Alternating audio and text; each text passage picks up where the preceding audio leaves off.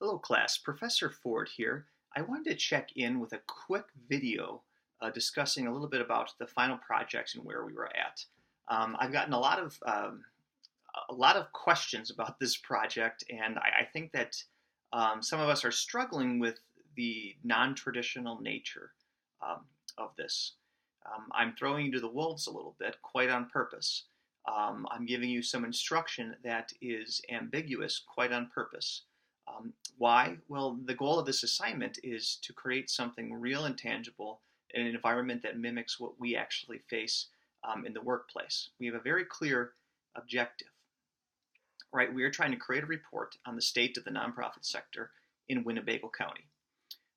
It's the type of report that would be extremely time consuming and difficult, and frankly I think insufficient if it was just one person doing it, because you're only getting that one set of skills, that one set of opinions, that one set of style. um, so we broke it up. I know that I had asked all of you to give me an idea of what you were interested in, and then we assigned it based on our strengths and what our interests. And as you handle each of these parts, I want you to stay focused on that overall goal. Goal of the project is to have a report that talks about the state and summarizes the state of the nonprofit sector in Winnebago County. So the idea is to apply the things we've learned about the nonprofit sector throughout this semester to our specific portion. There's not one way to do any of these specific tasks.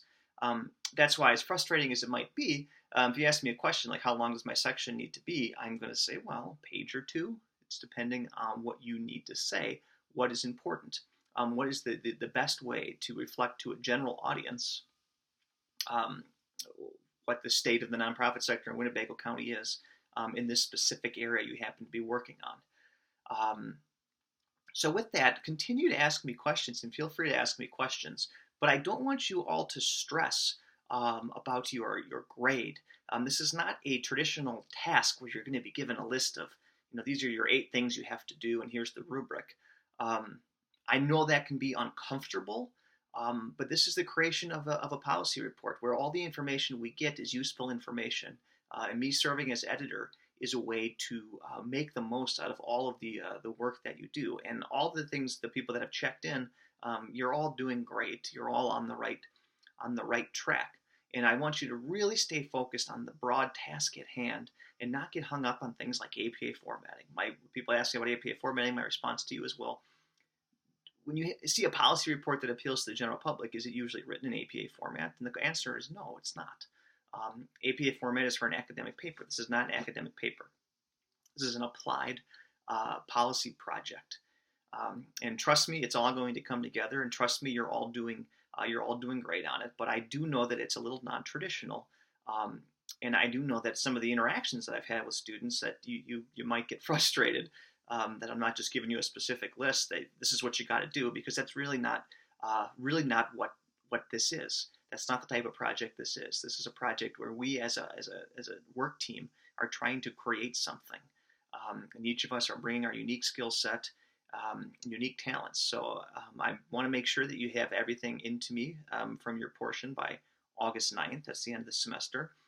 I will be in touch after that. Obviously, grades and everything will be done by then, but I'll be in touch after that with drafts of the project in case you'd like to weigh in on it. And I anticipate us releasing it in early fall. It'll have all of our names on it, and I think it'll be something we can be proud of. But I just wanted to reassure you all that you are doing well, and don't hesitate to ask questions. But if you're feeling a little uncomfortable, it's on purpose. That's the type of assignment this is, and frankly, I think ambiguity is the number one leadership skill, the number one skill that you can take advantage of in a workplace. Some of these, ambiguous instructions, what that means is that's opportunity, and I'm trying to give you the opportunity to really show off your ingenuity, show off your internal self-motivation, and really just stimulate some of that critical thought, and giving you the broad guidelines of an assignment, and having you take the initiative to get it over the finish line. There's immense value to that, and trust me, I understand that when you're doing something like this, not everything works. So there's always room to fail and learn from it. And I'll be in touch with all of you. And certainly, um, I just there's no reason to stress about your grade or whether or not you're doing it right, because the question to ask yourself is what I'm producing consistent with the topic area that I was asked to do, and is it contributing to our understanding of the state of the nonprofit sector in Winnebago County? Is this contributing to this broader goal in this report? And if you can answer um, those questions that yes, it's relevant and it's contributing, then you're going to be doing just fine. So if you have questions, you know where to find me, and I look forward to reviewing your work as it comes in. So far, so good.